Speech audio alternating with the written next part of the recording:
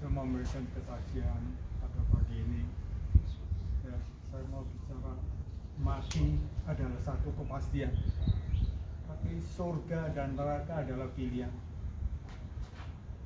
Ya, saya ulangi lagi, mati adalah kepastian, surga dan neraka adalah pilihan. Ya, jadi kita mau hidup, saya ingin hidup yang berbahagia. Berbahagia bukan cuma di bumi, tapi berbahagia di dalam kekekalan. Di sinilah kembali waktu saya punya orang tua. Kita menurut agama, percayaan dengan Konghucu, ya, daripada agama lain macam-macam. Semua kita butuh Tuhan. Nah, kita butuh Tuhan. Nah, di sini kita mengucap syukur kepada Tuhan. Kalau saya sebagai anak-anaknya, kita berubah, kita cari Tuhan. Cari Tuhan di mana kita harus cari Tuhan? Kita cari Tuhan adalah di gereja. Gereja adalah satu kumpulan orang-orang yang berbahagia, orang yang mencari Tuhan, orang yang ingin hidup di dalam kebenaran. Nah, tadi di dalam gereja tidak semuanya orang itu mencari Tuhan dengan sungguh-sungguh. Nah, disinilah kembali gereja. Kita butuhkan lagi gereja kecil adalah persekutuan. Dan persekutuan itu tujuannya untuk membawa gereja kecil adalah keluarga. Kalau di gereja besar itu terdiri dari keluarga-keluarga. Tapi kalau keluarga itu tidak benar di dalam Tuhan, jadi gereja besar tadi dipenuhi dengan orang yang kurang benar, kurang sempurna di dalam kehidupan kita.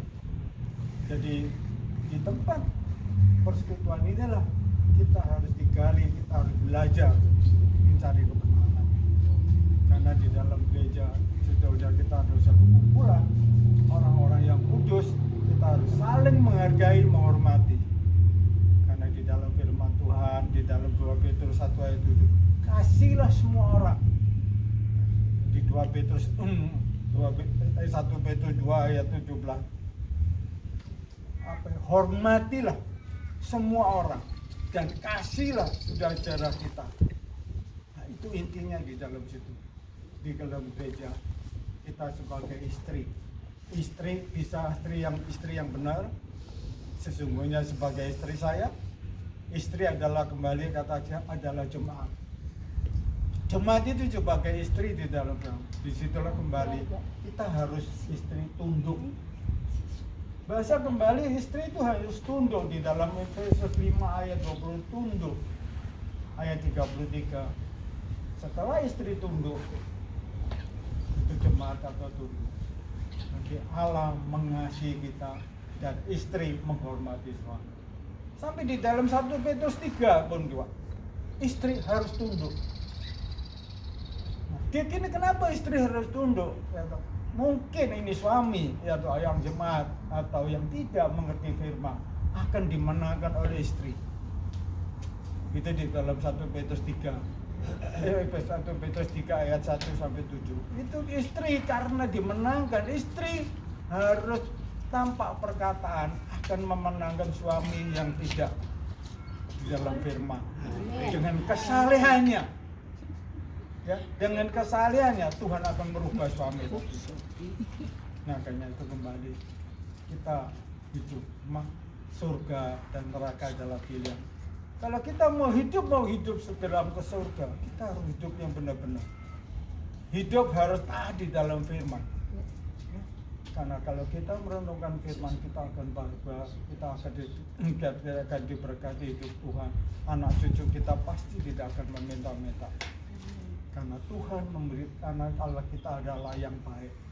Kita minta sama Tuhan, Tuhan berikan semua keluargaku, istri, anak-anakku, mantu dan cucu semua hati nurani yang baik.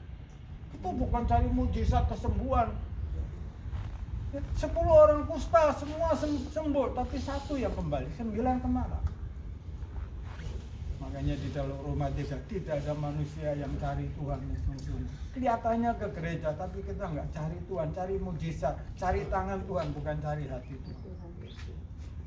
Kalau kita mau cari Tuhan, kita harus hidup kudus. Hidup yang berkenan pada Tuhan. Karena semua manusia itu di dalam 1-2 Korintus 5 ayat 10, semua manusia akan menghadapi penghakiman. Ayat 9 apa? Kalau kita tidak berkenan di dalam kehidupan kita jangan mimpi kita bisa masuk ke neraka bahagia. Kita harus berkenan. Ya? Kalau kita hidup berkenan itu bagaimana kita harus supaya hidup berkenan? Untuk kembali kita harus bisa berbuat baik. Kita harus saling di dalam gereja, kita saling menghargai, menghormati perbuatan baik. Karena di 2 Timotius 3 ayat 17 kita sudah diperlengkapi yang baik. Sudah diperlengkapi Bapak. Makanya kita harus bisa berbuat baik. Makanya Yakobus 4 ayat 17 bilang, kalau kamu tidak bisa berbuat baik, kamu akan dosa. Berbuat baik itu adalah satu panggilan. Kan Allah kita sangat baik, dia sungguh baik, dia amat baik, dia terlalu baik buat saya. Walaupun saya dulunya tidak benar segalanya, Tuhan tuntun aku, Tuhan pegang tanganku, bawa hidupku yang benar. Ya, makanya kalau kita ada keluarga, ada teman, kita wajib mengatakan kamu harus. Ya, jangan sampai kita hanya percaya Tuhan cukup ke gereja, perbuatan kita mungkin malu juga. Ini yang saya bikin saya kadang-kadang menderita melihat omongnya manisnya Tuhan, tapi perbuatannya dia masih sombong, masih pelit hitung-hitungan sama Tuhan. Kita jangan seperti Naaman di 2 Raja-Raja 5. Bagaimana Naaman orang Aram, ya, dia kena kusta, dia adalah panglima perang. Naaman dia datang ke Nabi Elia waktu itu. Datang ke Nabi Elia. Akhirnya Naaman karena dia panglima perang, dia tidak ditemui sama Nabi Elia. Kenapa enggak? Dia tahu orang dia begitu sombong. Akhirnya budaknya anak Elia yang nemuin, mandi aja di Sungai Yordan 7 kali.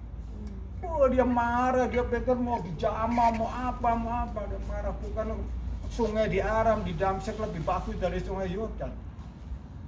Dan dia waktu anak Aman sudah hembo, dia suruh mandi 7 kali, dia akan memberikan persembahannya, ditolak. Nah makanya itu persembahannya ditolak. Begitu juga Kain dan Habel, Kain ditolak. Kalau kita memberikan kesempatan hidup, kita diberkati kesempatan untuk memberikan, diterima oleh Tuhan, luar biasa. Tuhan tidak melihat itu besar atau kecilnya, 2 peser Tuhan terima. Kalau memang kita mampu, kita tidak. Yang penting hati kita. Memberi dengan keasas, jangan paksa. Ya, di dalam Ulangan 15 ayat 13-14, kalau memberi dengan sukacita, Tuhan pasti akan memberkati kita. Tuhan tidak mau utang. Tuhan pasti membalikkan. Makanya di dalam 1 Korintus 15 ayat 15, segala pekerjaan Tuhan yang kamu lakukan, jerih payahmu tidak sia-sia. 50 itu ayat 50 itu, kamu akan diberikan kemenangan dalam kehidupan kita. Kita akan terima kehidupan yang kekal, sehat, semua keluarga, anak cucu gitu. Hidup ini tak bertuah. Jangan main-main Tuhan. Jangan Tuhan kita dibuat muak, percaya masuk surga. Surga yang mana? Kalau kehidupan kita sombong, angkuh, kedagingannya masih kuat. Kita harus rohani. Makanya di 1 Petrus 3 itu kita harus minum air susu yang murni adalah apa? Firman Tuhan. Kita pasti menang. Kalau kita tetap setia di dalam firman, akan Tuhan tidak akan tidur. Tuhan melihat kita dalam kehidupan kita. Tuhan akan menyelamatkan. Kembali lagi saudara, jangan membela Tuhan, muliakan Tuhan. Jangan nama Tuhan dipaksakan, seperti terjadi di nama Cece sekarang. Ya toh dia dari agama lain, dia membela-bela, merasa tidak perlu begitu. Sekarang saya berdoa untuk Cece. Aduh, dia kasihan sekali. Saya nggak bisa berpanjang di situ.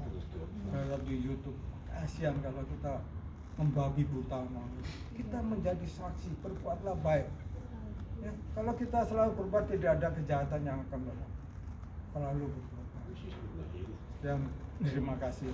Kalau sama sekali saya bisa Tuhan melakukan, secara melakukan perbuatan yang baik, walaupun sepeser dua peser kita berikan, Tuhan akan tidak tidur.